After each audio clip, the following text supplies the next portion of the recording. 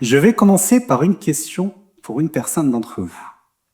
Vous, imaginons que vous vouliez acheter un stylo. Ok? J'ai ici 2 stylos. C'est les mêmes. Même couleur, même prix, même forme. Lequel vous choisissez? Gauche ou droite? Très bien. Et maintenant, si je vous dis que l'autre stylo a été utilisé par Steve Jobs en personne, pour le même prix, lequel vous achetez? Très bien. Alors, votre réponse vient confirmer une chose. Nous n'achetons pas un produit, nous achetons une émotion. Et cette émotion, selon Gerard Zaltman, professeur de la Harvard Business School, définit 95% de nos décisions. On n'achète pas une voiture, on achète une sensation. On n'achète pas un parfum, on achète l'envie qu'on se souvienne de nous. Et donc, mais au-delà d'influencer sur nos choix, l'émotion marque notre esprit. Vous vous souvenez tous où vous étiez quand vous avez découvert ce drame, le tsunami de Thaïlande. Et aussi, elle nous permet de se souvenir de moments beaucoup plus positifs. Vous vous souvenez tous où vous étiez à ce moment-là. Personnellement, j'avais 10 ans, j'étais à Casablanca chez mon oncle et je vois encore mon cousin sauter de joie au 2e but de Zidane. Et cette émotion est quand même intrigante. Comment on peut se souvenir d'un moment en 98 et pas se souvenir ce qu'on a dîné avant-hier? En fait, c'est assez simple, après tout. C'est que l'émotion agit comme un marqueur biologique dans notre cerveau. C'est une sorte de mécanisme de survie. Notre cerveau se souvient d'un moment positif pour chercher à le retrouver. Notre cerveau se souvient d'un moment négatif pour justement ne pas le retrouver. Et c'est un peu ce qui nous définit, nous, en tant qu'êtres humains. Alors que, dans l'autre sens, l'intelligence artificielle ne ressent pas l'émotion. L'intelligence artificielle, c'est des statistiques, c'est des mathématiques, c'est de la probabilité. On pose une question à une intelligence artificielle, elle analyse la sémantique et nous propose une réponse qui a la plus haute possibilité de pouvoir correspondre à nos attentes. Tout simplement. L'intelligence artificielle, c'est de la data. Sauf que la data vous dit quoi? Et l'émotion vous dit pourquoi. Mais c'est quoi une émotion? Ou plutôt, comment définir scientifiquement une émotion? Pour pouvoir définir une émotion, il faut comprendre comment fonctionne notre activité cérébrale. Notre activité cérébrale émet en continu des signaux électriques, qui oscillent à différentes fréquences, qu'on appelle des ondes cérébrales. Il y a les ondes cérébrales alpha, qui sont plus liées au calme et à l'état de relaxation.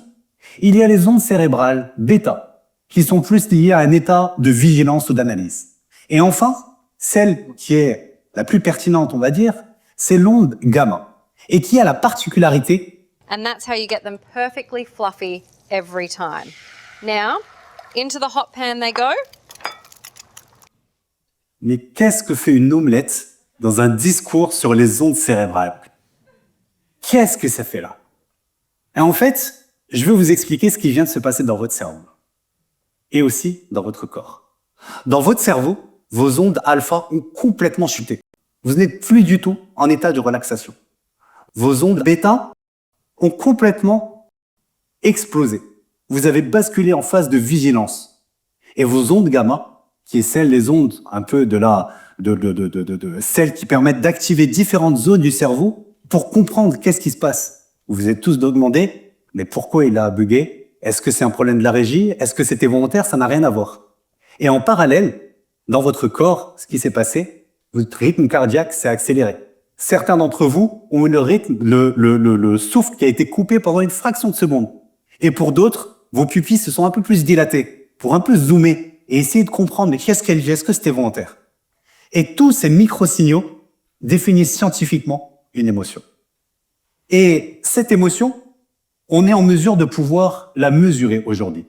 Ce que vous voyez à l'écran, c'est notre laboratoire de recherche en neurosciences où on équipe justement différentes personnes de capteurs que ce soit des capteurs d'ondes cérébrales, mais aussi des capteurs de sudation pour le stress, de rythme cardiaque, de respiration et aussi de pupillométrie. Et en fait, ces personnes, grâce à l'intelligence artificielle, analysent l'ensemble de ces données en temps réel et tous ces microsignaux permettent de définir une émotion et donc de mesurer ce qu'on ne peut pas exprimer. Vous allez me dire, bon, c'est bien beau tout ça, Othman, mais ça veut dire qu'on doit se trimballer dans la rue avec tous ces capteurs pour pouvoir mesurer nos émotions? Non. Et c'est là où l'intelligence artificielle a tout son sens. C'est que plus on l'utilise, plus on l'entraîne, plus elle est précise et moins on a besoin d'équipements aussi lourds. Ça veut dire que concrètement, demain, on va pouvoir intégrer des capteurs dans des lunettes, dans des bracelets ou même dans des écouteurs pour pouvoir mesurer l'émotion en temps réel. Et maintenant, je pense que certains d'entre vous se posent la question. Mais en fait, à quoi ça sert de mesurer des émotions et de lancer toute cette activité? Je vais vous donner 3 exemples pour 3 industries. La première, la santé. En ce qui concerne la santé, si vous avez des enfants, des neveux, des petits cousins, et qui ont déjà pleuré devant vous, vous vous êtes tous posé une fois cette question. Pourquoi il pleure? Est-ce qu'il pleure parce qu'il a mal ou il pleure parce qu'il a peur? Et s'il a mal, et quel est son niveau de douleur? Demain, l'intelligence artificielle sera en mesure de mesurer ce que l'enfant ne peut pas exprimer, le niveau de douleur. On peut faire pareil avec la concentration.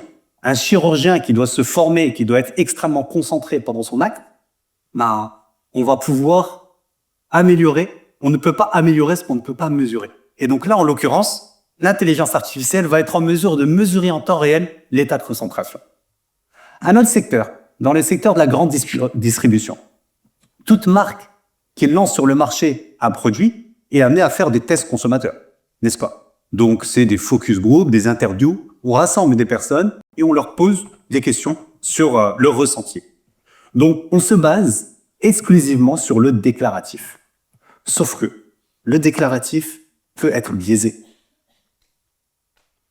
Le déclaratif peut être biaisé pourquoi? Parce que il peut être biaisé par la vérité. On ne dit pas forcément la vérité quand on nous pose la question. Il peut être biaisé aussi par la complexité d'exprimer une émotion. J'aime, j'aime pas. Ok, mais en fait, ça veut dire quoi? Qu'est-ce que j'aime pas et comment avoir cette granularité d'émotions positives ou négatives?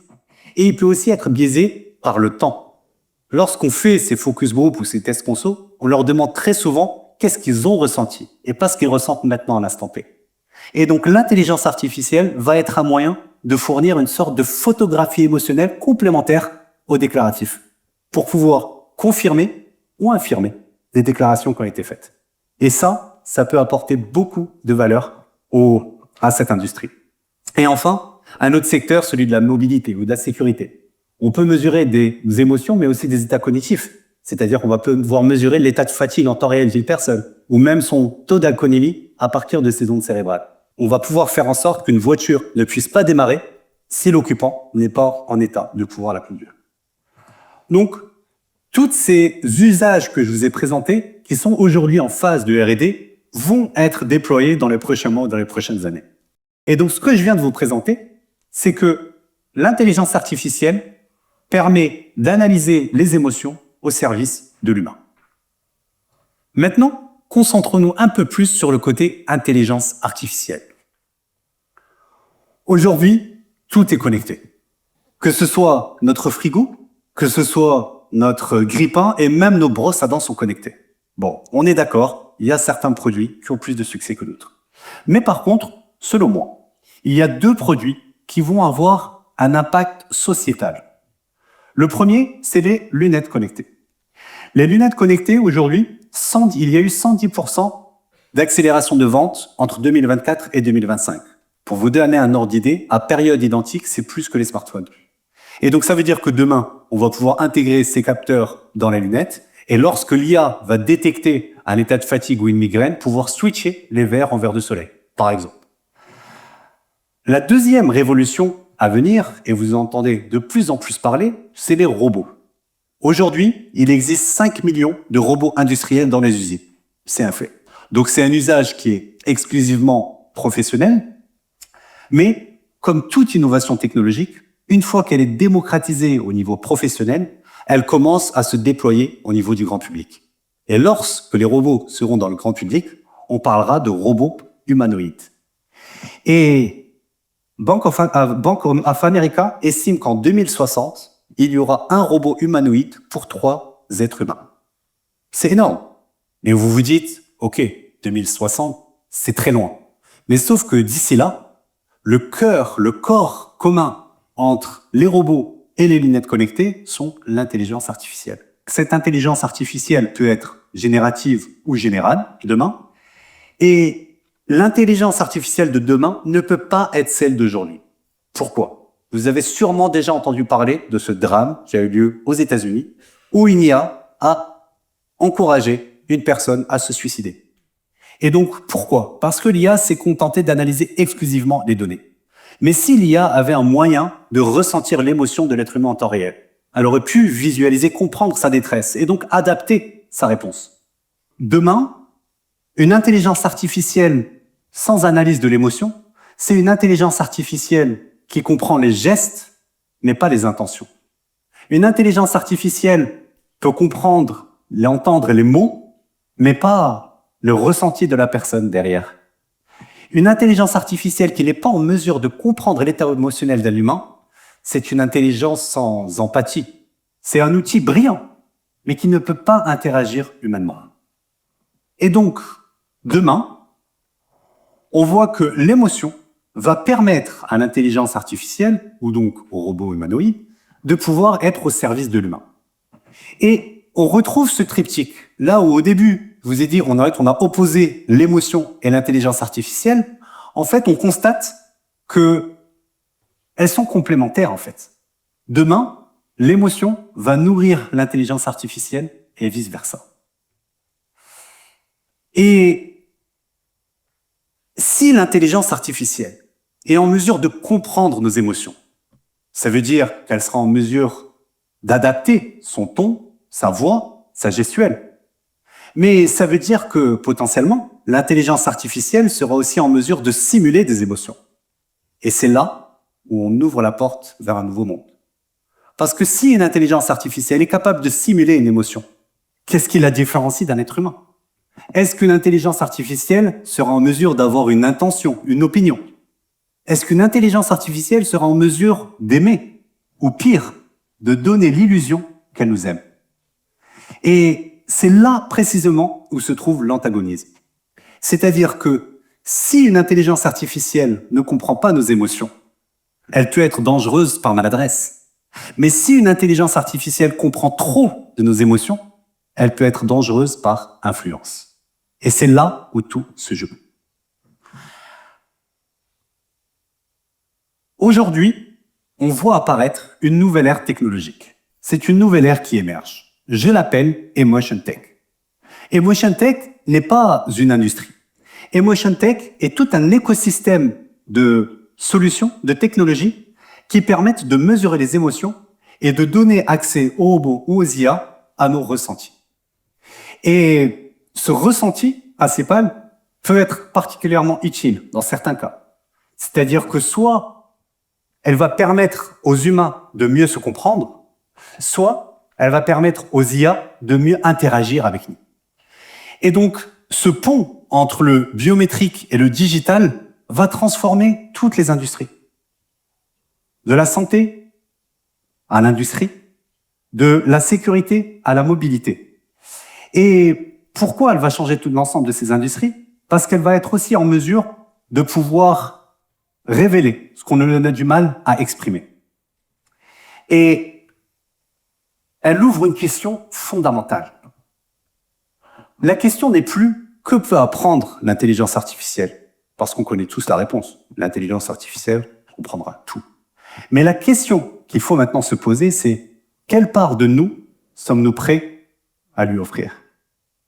Parce que si une intelligence artificielle est en mesure de comprendre nos émotions, parfois même mieux que nous, alors il faut se demander qu'est-ce qui reste de nous en tant qu'être humain.